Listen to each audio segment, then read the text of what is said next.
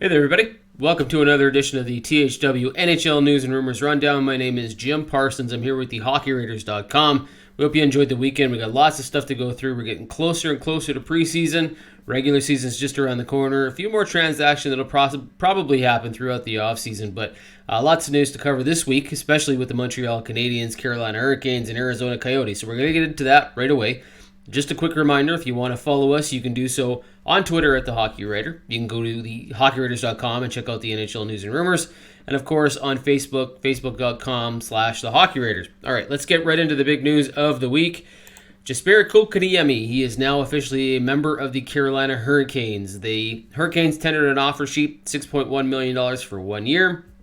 The talk was that the Carolina Hurricanes had a long-term extension already sort of worked out with Kotkaniemi in the event that he did end up signing with the Hurricanes and the Montreal Canadiens did not match the offer. Well, on Saturday, the Montreal Canadiens decided not to match the offer. In fact, what they did was they sent him to Carolina, got a first and a third-round pick in exchange, and then flipped conditional first and fourth-round picks to the Arizona Coyotes for Christian Dvorak. Now, there were a lot of people that were interested in Dvorak, a few teams that were in on him. Montreal has decided they're going to make him the second-line center on the team. He's got 4 more years locked in on a deal that pays just over $4 million, so it's going to be a savings for Montreal. In fact, the Canadiens are rumored to be very happy with this deal. Kotkaniemi might have the higher ceiling. We don't really know that yet, but Dvorak's a pretty good player. He's pretty underrated. Arizona's just going with stockpiling picks. They don't have a whole lot going on.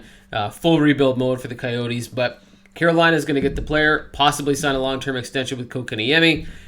Montreal is going to get Dvorak, and then Arizona is going to get the picks, which they're stockpiling at this point. So that's the big news of the week. The New York Islanders also signed a bunch of people. Casey Cizikas, Kyle Palmieri, Anthony Beauvillier, Ilya Sorokin, and then Zach Parise is probably signed with the Islanders as well, but that's not been made official. New York has been holding off on all these announcements for a while, but they finally have announced at least 4. Parise is probably to follow. We'll see what happens with Travis Zajac. There's some talk that that's probably still going to happen, but it hasn't been announced yet. So we'll see. The Islanders have been busy as well. Now into the rumors section of the story today. Tomas Hertl from the San Jose Sharks has decided not to sign long-term. They're going to wait. So are the San Jose Sharks. They're going to see what happens with the team this year. Hertl was interested in staying with the Sharks, but it's not 100% clear anymore if that's where he sees his long-term future. The way the Sharks have been run this past season, as unsuccessful as they've been, the whole Evander Kane situation, some players being unhappy, I think Hertl among them, with the way that San Jose's been going and trending downward. He might want to see what's going on. He's got 1 more year left on his deal. Could be an easy trade target for the Sharks if they decide to move on and they don't have a very good season.